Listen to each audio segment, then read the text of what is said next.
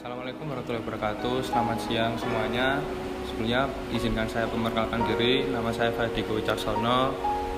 Sedang menempuh pendidikan di UPN Veteran Jakarta jurusan Ilmu Komunikasi.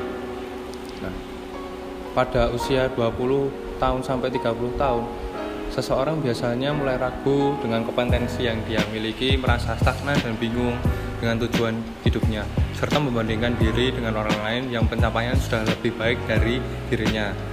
Nah, kondisi ini dalam psikolog biasanya disebut dengan quarter life crisis, di mana rentan usia 20 sampai 30 tahun adalah periode ketika individu merasa khawatir dan cemas tentang masa depan dan mulai mempertanyakan kembali apa yang menjadi tujuan hidupnya.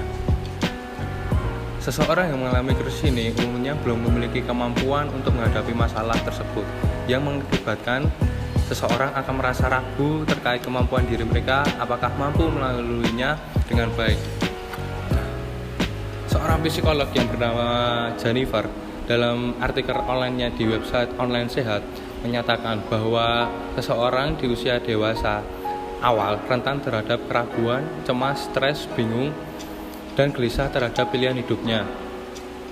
Gejala yang muncul pada individu yang mengalami krisis ini contohnya seperti mulai mempertanyakan hidupnya, kecewa karena hidupnya tidak sesuai dengan pilihannya, dan tidak memiliki motivasi dalam melakukan aktivitas, serta merasa bosan namun tidak berani untuk keluar dari zona nyamannya.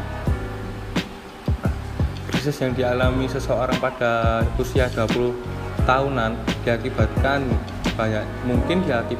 oleh banyaknya paksaan dan tekanan hidup. Biasanya disebabkan oleh tuntutan orang tua untuk mengambil langkah apa yang di depan, serta stres terkait masalah seperti pendidikan, percintaan, bahkan keuangan sekalipun. Tantangan lain yang ikut andil dalam pada kondisi ini biasanya rumitnya masa peralihan yang penuh dengan keraguan dan ketidakpastian sehingga menyebabkan depresi bagi seseorang yang mengalami krisis ini. Saat melewati usia 20 tahun, mungkin banyak orang yang akan tersadar bahwa kita bukan seorang remaja lagi. Fase pendewasaan diri ini tentunya banyak hal yang perlu kita putuskan dan menimbang setiap segala kemungkinan yang akan terjadi. Entah siap atau tidak, kita harus tetap maju dan siap untuk menghadapinya. Mungkin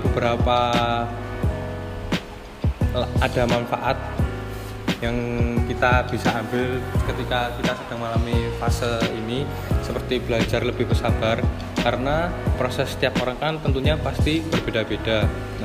Karena itu kita harus membutuhkan kesabaran, dan tentunya setiap orang pun punya zona waktunya sendiri. Yang kedua, menikmati proses. Yang harus kita ingat, tentunya semua itu tidak ada yang instan. Butuh sebuah proses dalam segala hal, terlebih kesuksesan. Seperti itu. Yang ketiga, kenali diri sendiri. Mungkin dalam masa quarter life crisis ini kita juga butuh saran dari orang lain, tapi saran terbaik adalah dari diri sendiri. Maka dari itu kita perlu mengenal lebih dalam diri kita sendiri. Dan yang terakhir, introspeksi diri. Setelah kita meluangkan waktu sendiri, secara tidak langsung kita akan berkaca pada diri sendiri. Introspeksi diri itu tentunya penting buat menghilangkan sifat-sifat yang seharusnya tidak kita miliki saat menuju fase dewasa. Mungkin bahasan yang saya sampaikan cukup sampai di situ saja. Kurang lebihnya mohon maaf. Wassalamualaikum warahmatullahi wabarakatuh.